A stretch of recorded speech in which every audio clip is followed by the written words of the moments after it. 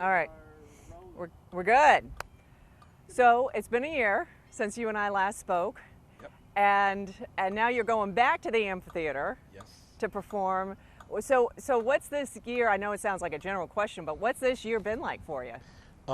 It's actually been great so far. I haven't done a ton of stuff. I'm still working on a new record, but I've been chomping at the bit for this show. So it's kind of like pulling back the slingshot before you let it go, or the arrow before you let it go. So we've been kind of calm and now getting ready to get crazy and have fun down there.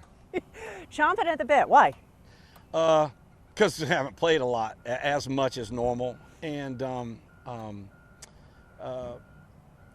don't know. Just I guess through all this, I feel like I got another new lease on life. I try to treat every day like it's New Year's Day, like another resolution today, rather than wait once a year. Just do it every day. Whether I live up to it or not's another matter. But I just wanted to, live it to the fullest with the shows and everything, and so this bringing in a bunch of friends to play and play with us, and friends to play the festival itself. So. I can say this one's been on the calendar for a while for me. So Really? Mhm. That's neat to hear. That's neat to hear. It should be a good time. I mean, people coming from all over the place to listen. I hope so. And to camp and to just feel like live music is back. And we were saying that last year when you were going to, open up the amphitheater, and it was this opening up since COVID. That's and right. then a year later, we're still dealing with COVID. Right. So how has live performing been? How has it changed this past year? And It's been great. The last tour I did was like really in November. I went and did the West Coast run, and everybody out there, you could just tell it's like we're all bears coming out of hibernation and ready to eat, ready to get down. And so it was actually really, really, really good. I really enjoyed it. And here in Florida, we're not as locked down. It hasn't lasted quite as long for us as it has for other people. So, but still, there's a feeling of done with this, ready to have fun, ready to move on. Yeah. So I'm looking forward to it. I'm sorry. Were there any changes because of COVID in the last year, even In terms of the show itself, with live performance? Not from us on stage, no, but there was some changes in certain places that was different. Like you play in Florida, the last time we played the amphitheater, they had it seated and spread out, and this time it's more of a regular show. And we had a couple of those things in different places, but for the most part, the energy is still there. Maybe even more so. There's it's like if an audience could light up Jacksonville.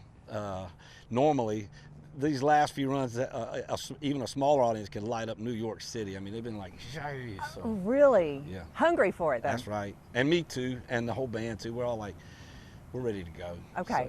So, And you're talking about audiences wherever you were in the country. absolutely, Okay. absolutely. Whether it's somewhere in California or New York or North Carolina or anywhere, it's been pretty. Let's go. So even a small audience is jumping. Absolutely. Okay, that's cool. So this weekend, you've done festivals before? Is this any different from a festival you've done? No. Okay. But yes, because it's we're doing 2 nights, and the one thing that makes it different is everybody on the bill is people we've played with or good friends, and in some respect, so that we have a connection to.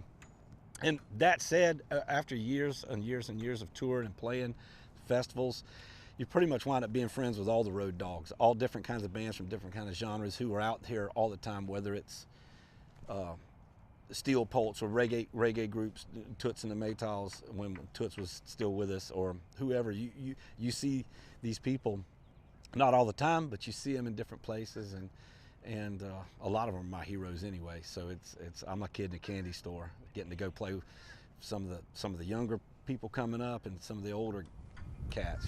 Just either way. Yeah.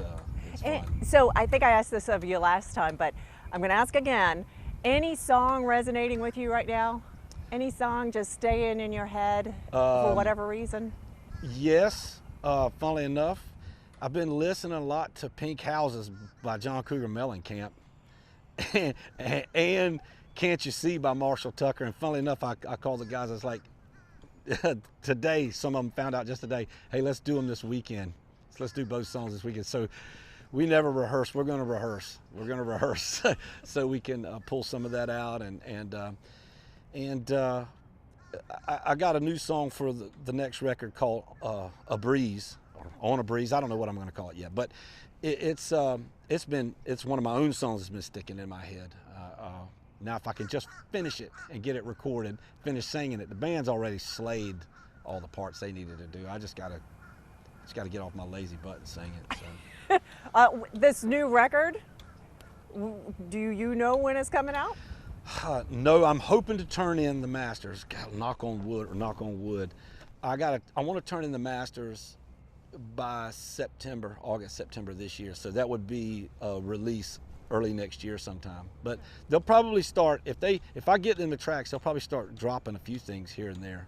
I just want it to be like, I don't know. We recorded a lot more music than I've ever recorded for a record.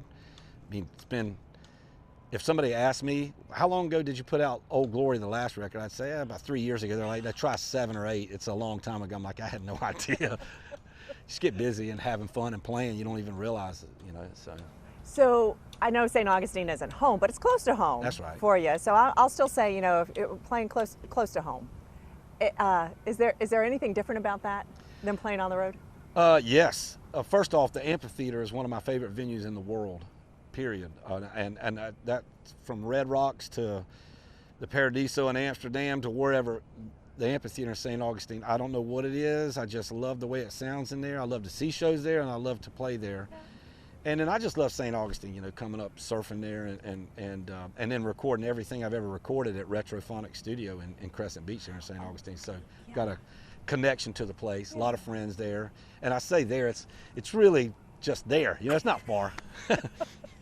My cousins live there, you know, it's not that far down there. Do your family live there? Mm-hmm. Okay, all right, okay, well, cool. Well, anything else you want to add that I didn't ask you? No, that's it. We covered new records, tour, shows, all that good stuff. Okay, all right, well, good. Well, I don't have to make this long. I have a question. Oh! Okay, fire it up. I've got a question. But talk to Jessica when he answers. Has life during the pandemic over the last couple of years, has that been reflected in any of your writing on your new music? The good or bad or anything in between? Yeah, I don't think so. I don't think COVID really changed any of that. Because where I live, you don't know there's COVID unless you turn on the television. I mean, I don't live in a crowded place, and I go to the grocery store every so often. But back at home where most of the stuff's happening, you know, I'm still mowing the grass and picking up limbs and fixing stuff that's broke. So I don't think. You know, I'm sure it has affected the way the songs get written. If for nothing else, maybe all this has given me a deeper appreciation, for the little things. You know, I thought I had that anyway, but maybe that's life. As life goes, it gets deeper, and your appreciation gets deeper. So I think maybe that's affected me in that way.